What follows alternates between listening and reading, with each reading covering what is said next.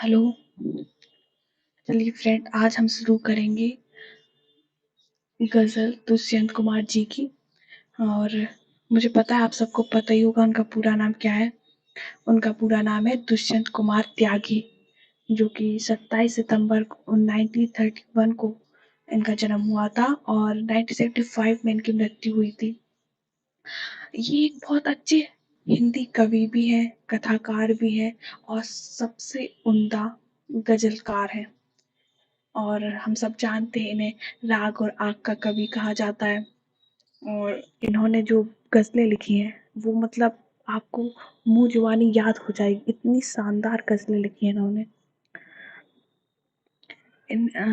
जो दुष्यंत जी थे, इनका जो साहित्य है वो मर्मज्ञ, और विजय बहादुर सिंह जो थे वो कहते हैं इनके बारे में कि विजय बहादुर सिंह के अनुसार ये कवि की वास्तविक मतलब कि इनके अंदर वास्तविक प्रतिभा देखी जा सकती है। और इन्होंने जो गज़ल में जो उस समय की जो आर्थिक स्थिति थी, और जो उस वक्त जो गरीबी और नेताओं का भी जो भ्रष्टाचार ये सब चल रहा था, उसको अपनी गज़लों में बखूबी ढंग से दिखाया है। लेकिन हाँ, विजय बहादुर सिंह इनकी जन्म तिथि 1931 बताते हैं, 27 सितंबर 1931। दुष्यंत कुमार का जन्म उत्तर प्रदेश में बिजनौर जनपद की तहसील नजीमाबाद है, उसके ग्राम राजपुर नवादा में हुआ था।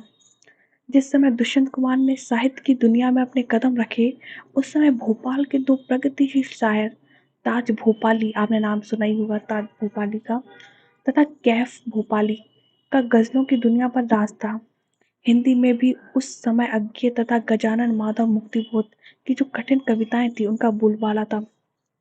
मतलब कि उस समय की बात की जा रही है जब मुक्तिबोध थे। और आप जानते हैं मुक्तिबोध ने कितनी लंबी और कितनी कठिन शब्दों वाली कविताएं लिखी है, लेकिन उनकी भी कविताएं बहुत लाजवाब है।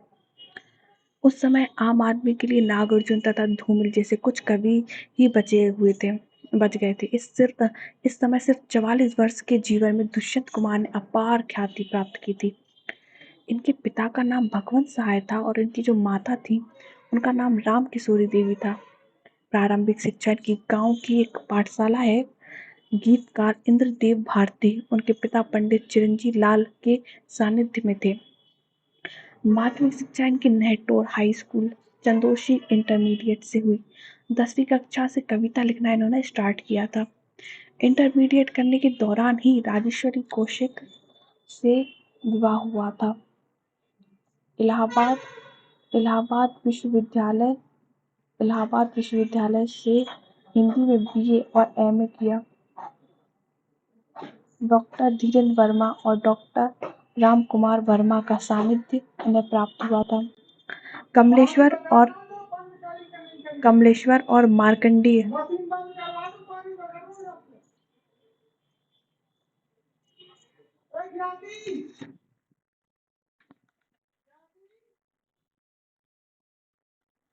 सॉरी फ्रेंड्स, यहाँ पे थोड़ा सा शोर हो रहा था। ठीक है, तो क्या हुआ कि कमलेश्वर जी, आप जानते ही होंगे कमलेश्वर जी को। तो कमलेश्वर जी और मार्कंडेय तथा कवि मित्रों धर्मवीर भारती, विजय देव नारायण शाही आदि के संपर्क से साहित्यिक अभिरुचि को नया आयाम मिला था। मुरादाबाद से इन्होंने बीएड की थी, और बीएड करने के बाद 1958 में आकाशवाणी दिल्ली में आए थे ये। ठीक है, आकाशवाणी दिल्ली में आए थे। मध्य प्रदेश के संस्कृति विभाग के अंतर्गत भाषा विभाग में भी इन्होंने मतलब काम किया है। देखिए, इन्होंने बीएड किया कहाँ से, मुरादाबाद से। उसके बाद इन्होंने आकाशवाणी दिल्ली में काम किया। उसके बाद इन्होंने मध्य प्रदेश के संस्कृत विभाग के अंतर्गत जो भाषा विभाग था उसमें रहे। आपातकाल के समय उनका जो कवि मन था वो क्षुब्ध और आक्रोशित था, जो कि हम उनकी गजलों में भी देख सकते हैं, वो चीज नजर भी आती है, जिसकी अभिव्यक्ति कुछ कालंजयी गजलों के रूप में हुई है, जो उनके गजल संग्रह साय में धूप का हिस्सा बनी है। आपने साय में धूप का जो इसमें जो गजल है, जिसको आज हम पढ़ेंगे, इस गजल को कुमार विश्वास जी ने बहुत सुंदर ढंग से गाया है। आप यूट्यूब पे सर्च करना, आपको मिलेगी। बहुत अच्छे से मतलब इतना लाजवाब गाया है ना। मैंने कल से कोशिश की, प्रैक्टिस की बहुत कि मैं गाऊँ, लेकिन नहीं, वो मुझसे हो नहीं पाया था। और फिर आप लोग खुद ही अनम्यूट कर देते, तो इसलिए मैंने सोचा कि मैं सब पढ़ाऊँगी, गाऊँगी नहीं। ठीक है, तो फिर सरकारी सेवा में रहते हुए सरकार विरोध काफ़ी रचना के कारण उन्हें सरकार का कोपभाजन भी बनना पड़ा। मतलब इन्होंने सरकार के खिलाफ काफ़ी लिखा। तो मैंने कहा ना, जैसा कि गज़ल, आज जो हम गज़ल पढ़ेंगे उसमें भी वो नज़र आएगा। तो सरकार ने इनका काफ़ी विरोध किया। 30 दिसंबर 1975 में रात्रि में हृदयाघात यानी कि हार्ट अटैक आया था इन्हें। उससे इनकी असमय मृत्यु हो गई थी 44 वर्ष की अल्पायु में। जैसा कि हम जानते हैं कि हमारे हिंदी साहित्यकारों की उम्र काफ़ी कम रही है। चाहे आप भारतेंदु जी को ले लें, चाहे आप मतलब कितनी कम उम्र में, कितनी कम उम्र में इन्होंने, मतलब इनका देहांत हो गया था। अक्सर हिंदी साहित्य में ये देखने को मिला है, मैंने नोटिस भी किया है कितने सारे कम उम्र में उनका देहांत हुआ। लेकिन उन्होंने उस कम उम्र में जो ख्याति मिली है और उन्होंने जो रचनाएं रची वो अतुलनीय और अमूल्य है। 1975 में इनकी प्रसिद्ध गजल साय में धूप प्रकाशित हुई थी। तो साय में धूप कब आई थी? 1975 में आई थी। उनकी गज़लों को इतनी लोकप्रियता हासिल हुई कि उसके कई शेर और कहावतें और मुहावरे उनके तौर पर लोगों द्वारा व्यवहृत होते हैं। 52 गज़लों की इस लघु पुस्तिका का युवा मन की गीता कहा जाए तो तो अत्युक्ति नहीं होगी। मतलब इन्होंने जो गज़लें लिखी है ना, तो ये जो कि कम उम्र में थे, तो वो कहना चाहते हैं इन्हें अगर युवा मन का वक्ता कहा जाए तो इसमें कोई ये अतियुक्ति नहीं है। इनका प्रमुख शेर, यहाँ दरख्तों के साये में धूप लगती है, चलो यहाँ से चले और उम्र भर के लिए। मत कहो आकाश में कोहरा घना है, यह किसी की व्यक्तिगत आलोचना है। और सबसे सबसे लाजवाब पंक्ति जो मुझे बेहद पसंद है, हो गई है पीर पर्वत से पिघलनी चाहिए, हो गई है पीर पर्वत से पिघलनी चाहिए, इस हिमालय से कोई गंगा निकलनी चाहिए। ये बहुत शानदार गज़ल है, बहुत शानदार। एक बार और पढ़ देती हूँ, मुझे बहुत पसंद है। हो गई है पीर पर्वत से पिघलनी चाहिए, इस हिमालय से कोई गंगा निकलनी चाहिए। मेरे सीने में नहीं तो तेरे सीने में सही, मेरे सीने में नहीं तो तेरे सीने में सही, हो कहीं भी आग लेकिन आग जलनी चाहिए। कैसे आकाश में, कैसे आकाश में सुराख नहीं हो सकता,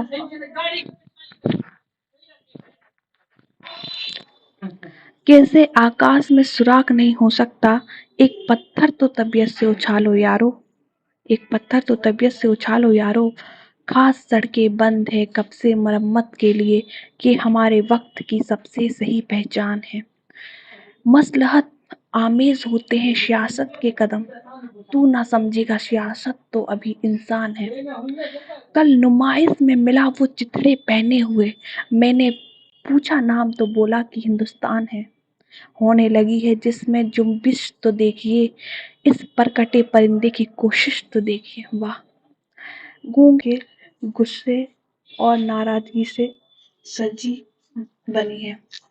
यह गुस्सा और नाराजगी उस अन्याय और राजनीति के कुकर्मों के खिलाफ नए तेवरों की आवाज थी, जो समाज में मध्य वर्ग की छोटेपन की जगह पिछड़े वर्ग की मेहनत और दया की नुमाइंदगी करती है। देखिए क्या कहा है नेताजी ने। चलिए तो अब हम शुरू करते हैं साय में धूप। और इन्होंने साय में धूप जो बुक है उसमें लिखा है, इनकी जो गज़ल की पुस्तिका है उसमें, मैं स्वीकार करता हूँ, मैं स्वीकार करता हूँ कि गज़लों की भूमिका की ज़रूरत नहीं होनी चाहिए, कि गज़लों को भूमिका की ज़रूरत नहीं होनी चाहिए। कुछ उर्दू तो दूसरों से कुछ उर्दू कुछ उर्दूदा दोस्तों ने कुछ उर्दू शब्दों के प्रयोग पर ऐतराज़ किया है। उनका कहना है कि शब्द सहर नहीं शह होता है, वज़न नहीं वज़्न होता है। कि मैं उर्दू नहीं जानता, लेकिन इन शब्दों का प्रयोग यहाँ अज्ञानतावश नहीं जानबूझकर किया गया है। यह कोई मुश्किल काम नहीं था कि शहर की जगह नगर लिखकर इस दोष से मुक्ति पा लूं, किंतु मैंने उर्दू शब्दों को उस रूप में इस्तेमाल किया है जिस रूप में वे हिंदी में घुल मिल गए हैं। उर्दू उर्दू का शह हिंदी में शहर लिखा और बोला जाता है, ठीक उसी तरह जैसे कि हिंदी का ब्राह्मण उर्दू में ब्रह्मन क्या लिखा जाता है, ब्रह्मन हो जाता है। ऋतु रुत हो गई है। उर्दू और हिंदी अपने अपने सिंहासन से उतरकर जब आम आदमी के पास आती तो उनमें फर्क कर पाना बड़ा मुश्किल होता है। मेरी नियत और कोशिश यह रही है कि इन दोनों भाषाओं को ज़्यादा से ज़्यादा करीब ला सकूं। इसलिए ये गज़लें उस भाषा में कही गई हैं जिसे मैं बोलता हूँ। मतलब कि वो जिन शब्दों का यूज़ करते हैं ना, उन्हें अपनी गज़लों में उतारा है, उन शब्दों को यूज़ किया है। इससे कोई ताल्लुकात नहीं कि उर्दू में उसे क्या बोला जाता है, हिंदी में उस शब्द का क्या क्या बोला जाता है, कैसे, इससे कोई वो नहीं। वो जैसी लैंग्वेज यूज़ करते हैं, बस उन्होंने हिंदी में उन शब्दों को उतार दिया है। कि गज़ल की विधा एक बहुत पुरानी है किंतु सशक्त विधा है, जिसमें बड़े-बड़े उर्दू महारथियों ने काव्य रचना की है। आपने वो पिक्चर देखी होगी अ, सरफरोश, उसमें भी गज़ल है बहुत सुंदर सी, वो वाली, होश वालों को खबर क्या ज़िंदगी क्या चीज़ है ना? तो उन्हीं गज़लों की बात हो रही है। और वो गाना है, और ये एक इंस्पिरेशनल गज़ल है। गज़ल की विधा एक बहुत पुरानी किंतु सशक्त विधा है, जिसमें बड़े-बड़े उर्दू महारथियों ने काव्य रचना की है। हिंदी में भी महाकवि निराला से लेकर आज के जो गीतकार हैं, जो नए कवि हैं, उन नए कवियों तक अनेक कवि हुए हैं जिन्होंने इस विधा में अपना हाथ आजमाया है। परंतु अपनी सामर्थ्य और सीमाओं को जानने के बावजूद इस विधा में उतरते हुए मुझे आज भी संकोच तो है, पर उतना नहीं जितना होना चाहिए था। शायद इसका कारण ये है कि पत्र पत्रिकाओं में इस संग्रह की कुछ गज़लें पढ़कर और सुनकर विभिन्न वादों, रुचियों, वर्गों की सृजनशील प्रतिभाओं ने अपने पत्रों और मंतव्यों एवं टिप्पणियों से मुझे एक सुखद आत्मविश्वास दिया है। इस नाते मैं उन सबका अत्यंत आभारी हूँ। इन्होंने गज़लें इतनी शानदार लिखी है तो तारीफ करना तो बनता है। देखिए, ये लास्ट वाली लाइन है। और कमलेश्वर, वह इस अफसाने में ना होता तो ये सिलसिला शायद यहाँ तक ना आ पाता। देखिए, ये नोट करिए कमलेश्वर जी, उन्होंने लिखा है कमलेश्वर जी के बारे में कि वह इस अफसाने में ना होता तो ये सिलसिला शायद यहाँ तक ना आ पाता। मैं तो, वो कहते हैं कि मैं तो हाथों में अंगारों को लिए सोच रहा था। मैं तो हाथों में अंगारों को लिए सोच रहा था, कोई मुझे अंगारों की तासीर बताए। हाथों में अंगारों को लिए सोच रहा था, कोई मुझे अंगारों की तासीर बताए। दुष्यंत कुमार।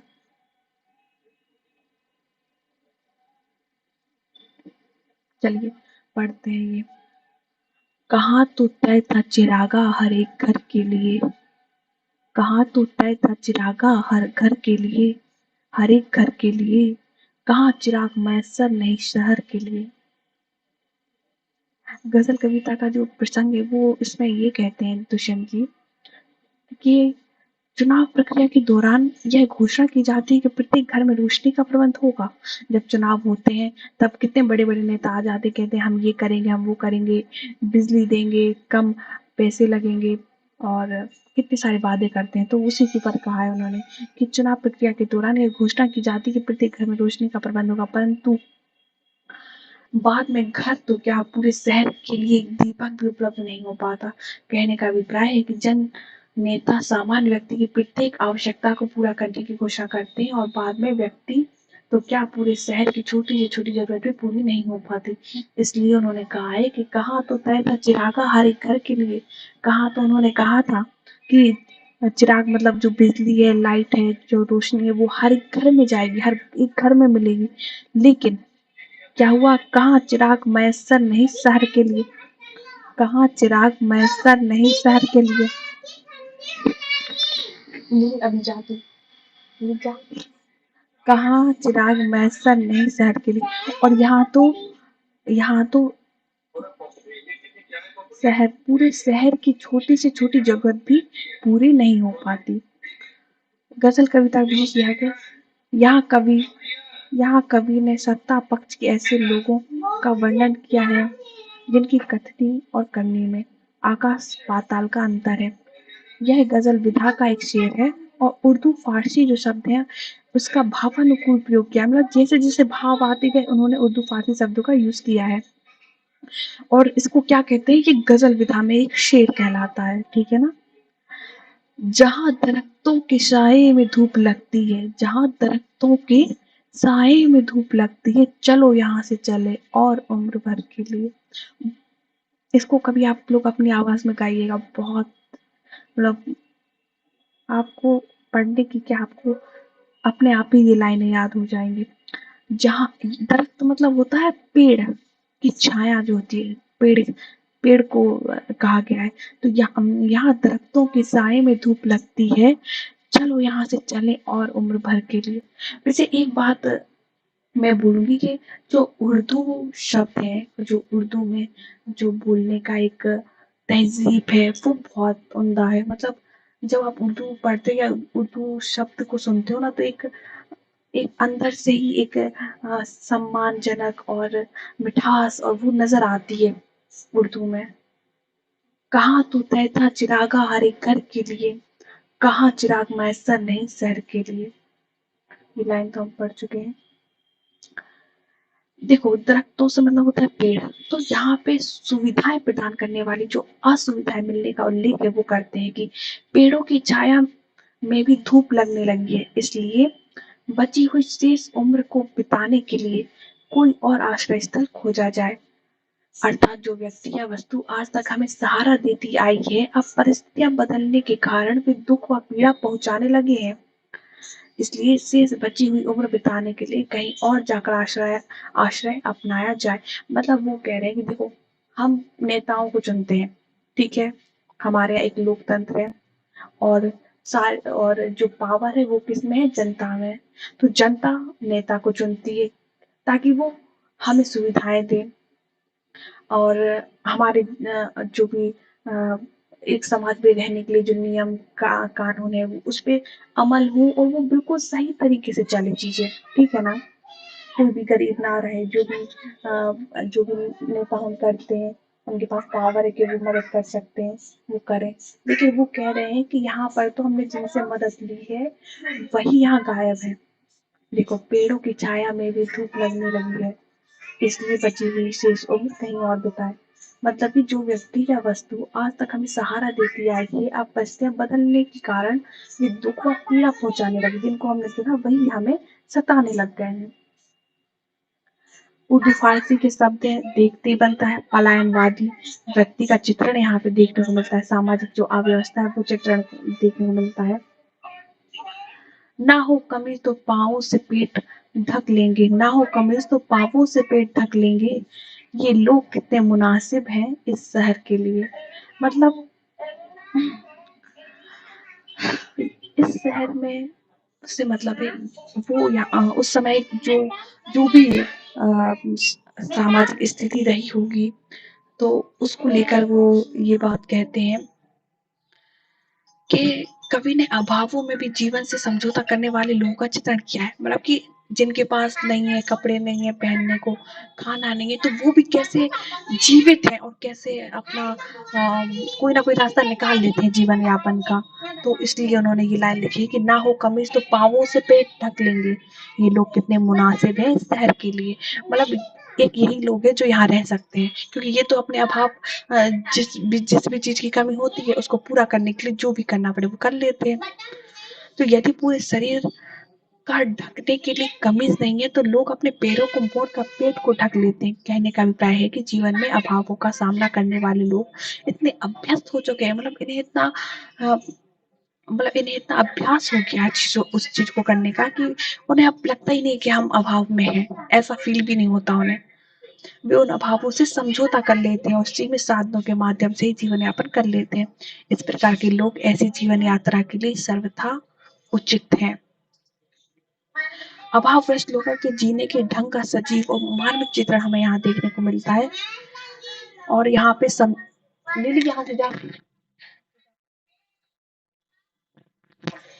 यहाँ कवि ने अभावग्रस्त लोगों के जीने के ढंग का सजीव एवं मानवीय चित्रण किया है। ख्वाबों से पेट ढकना जीवन से समझौता करने का प्रतीक है। देखिए अब अगली लाइन।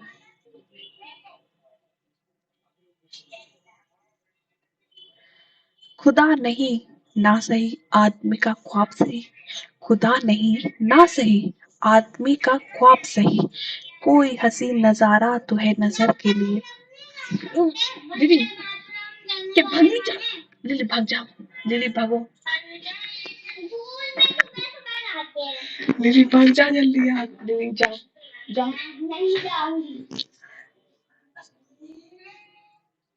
खुदा नहीं ना सही आदमी का ख्वाब सही, कोई हसीन नजारा तो है नजर के लिए।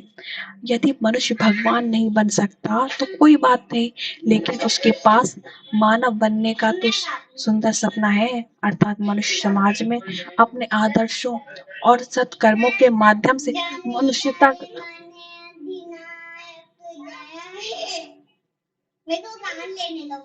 देखो फ्रेंड्स, आज मैं समझ सकते हैं आज आपको बहुत प्रॉब्लम हो रही होगी।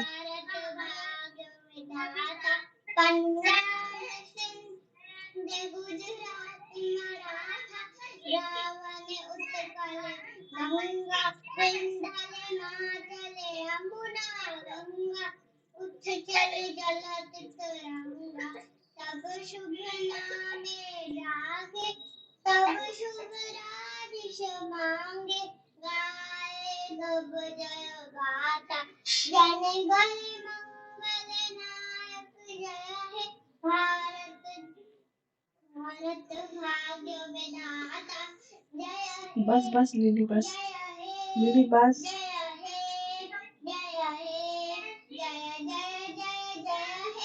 बस लिली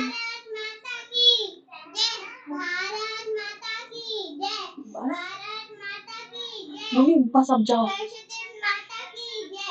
लिली लिली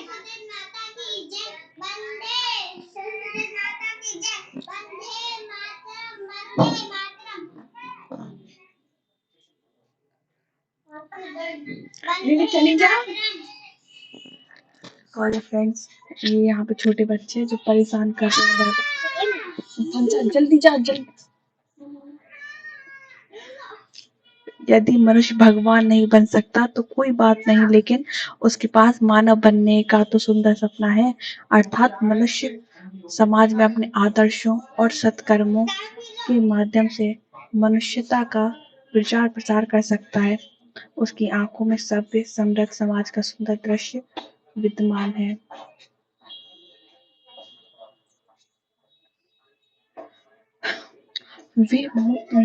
वे मुतमईन है कि पत्थर पिघल नहीं सकता, मैं बेकार हूँ आवाज में असर के लिए।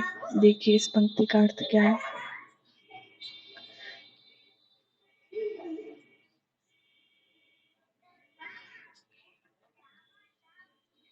मुझे गर्मी नहीं लगा तुम।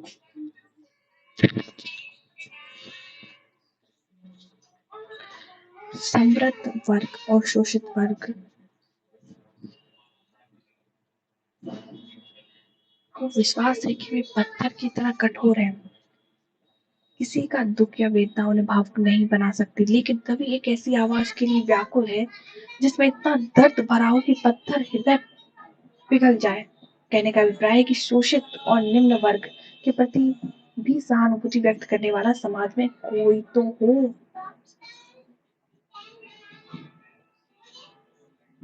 यहाँ कवि ने असहाय जो लोग हैं उनकी व्यवस्था का चित्रण किया है। वह इस बात के लिए उत्सुक जान पड़ता है कि कोई तो ऐसा व्यक्ति हो जो अपने दुख से कठोर हृदय समाज को पिघला सके। पत्थर पिघल में अनुप्रास अलंकार है। तेरा निजाम है जिंदे जुबान शायर की, ए एहतियात जरूरी है इस बहर के लिए। इसमें वो सत्ताधारी जो पक्ष है उसका द्वार समाज पर लगाए जाने वाले जो अंकुश है उनका उल्लेख किया है कि तुम्हारा शासन तो तुम चाहो तो कवि की आवाज बंद कर सकते हो, क्योंकि जो रचनाएं उसके द्वारा की जा रही है वे तुम्हारे विरुद्ध सिद्ध होती हैं। ऐसी रचनाओं को समाज में फैलने से रोकने के लिए यही सावधानी अपनानी होगी कि कवि को समाप्त कर दिया जाए। मतलब उन्होंने समाज के विरुद्ध कितना लिखा, विरोध में कितना लिखा, तो वो उन कवियों के और जो शासन है उनका मुंह बंद करने में लगी रहती है कि ये कुछ ना लिखें, और मुंह बंद कराने के लिए कुछ भी कर सकती है। तो इस को लक्ष्य करके ये पंक्ति लिखी गई है कि तेरा निजाम सिल जुबान शायर की, ए एहतियात जरूरी है इस बहर के लिए। बहर हवा को कहते हैं।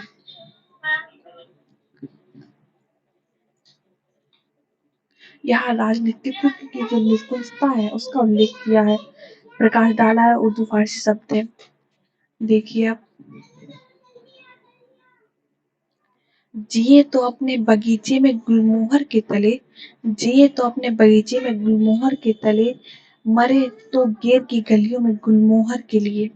देखो, जिए तो अपने बगीचे में गुलमोहर के तले, मरे तो गैर की गलियों में गुलमोहर के लिए। मतलब गजल कविता में वो अपनी इच्छाओं की पूर्ति के लिए जीने और दूसरों के प्रति परोपकार की भावना से जीवन त्यागने की भावना को उल्लेख करते हैं और कहते हैं कि हम अपने उपवन के सुंदर फूलदार गुलमोहर के वृक्ष के नीचे अपना जीवन बिताए, दूसरों के फूलदार गुलमोहर की रक्षा के लिए अपने प्राण तक न्यौछावर कर दें। कहने से अभिप्राय ये है कि अपने जीवन में उपलब्ध होने वाली जो सुख सुविधाएं हैं उनमें जीवन निर्वाह करें और दूसरों की सुख सुविधाओं की रक्षा करने की भावना भी रखें। परोपकार के लिए हमें अपना जीवन तक न्यौछावर कर देना चाहिए। लेकिन आज का समय ऐसा है कि सब अपना अपना देखते हैं।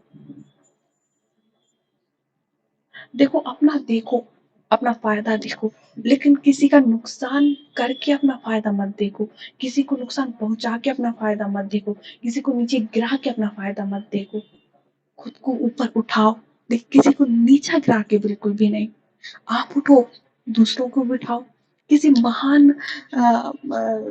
विचारक थे, मुझे नहीं अभी नाम याद नहीं आ रहा, मैंने बहुत मतलब स्कूल टाइम में मैंने जो दैनिक भास्कर पेपर आता है उसके साइड में जो पंक्ति लिखी रहती है ना सुविचार करके, उसमें किसी महान विचारक की पंक्ति थी, उसमें उन्होंने कहा था कि मेरी नजर में सफलता क्या है। जब उनसे किसी ने पूछा कि आपकी नजर में सफलता क्या है, तब वो कहते हैं मेरी नजर में सफलता है आप खुद को नीचे रख के अपने से नीचे वाले को जब आप ऊपर उठा देते हो ना, वो मेरे लिए सफलता है। इसका मतलब जैसे कि आप तो आपने देखे होंगे कुछ ऐसे बहुत महान लोग हैं जिन्होंने अपने लिए तो इतना कुछ सोचा नहीं कि वो कुछ बड़ी उपलब्धि पाए और वहां पहुंचे और अपना अपनी सुख सुविधाएं देखी, बिल्कुल नहीं। उन्होंने बहुत ही सिंपल तरीके से अपना जीवन जिया, लेकिन उन्होंने साथ दिया। सॉरी फ्रेंड्स, यहाँ पे कुछ रैली वगैरह निकल रही है, उसकी आवाज आ रही है। हाँ, तो उनका कहने का मतलब था,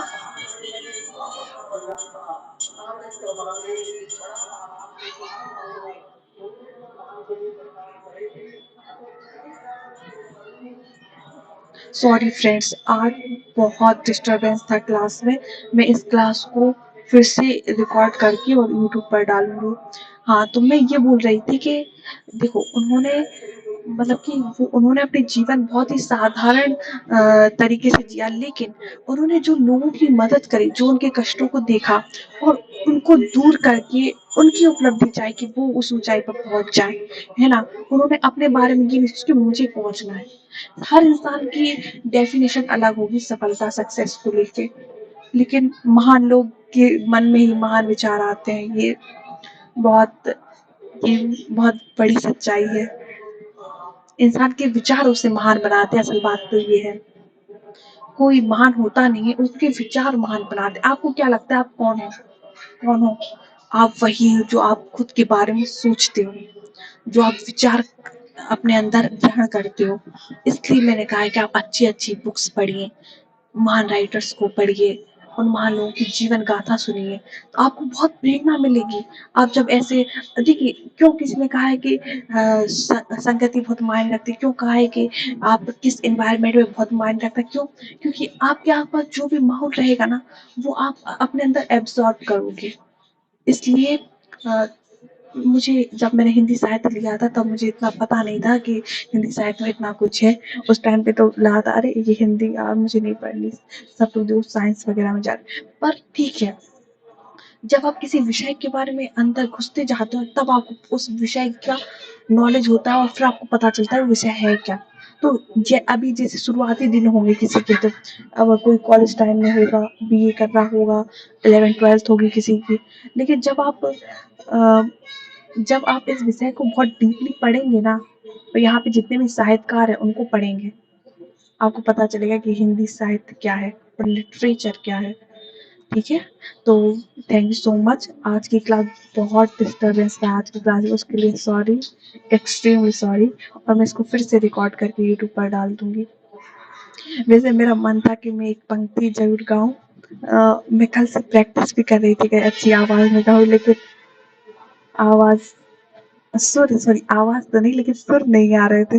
पर मैं आज एक लाइन जरूर गाऊंगी क्योंकि मैंने बहुत मेहनत करी है। ठीक है, तो मैं गाती हूँ। कहाँ तो तय था चिरागा हर एक घर के लिए, कहाँ तो तय था चिरागा हर एक घर के लिए, कहाँ चिराग मयसर नहीं शहर के लिए, कहाँ तो तय था चिरागा हर एक घर के लिए, कहाँ चिराग मयसर नहीं शहर के लिए, यहाँ दरख्तों के साए में धूप लगती है, यहाँ दरख्तों के साए में धूप लगती है, चलो यहाँ से चले और उम्र भर के लिए। धन्यवाद, थैंक यू।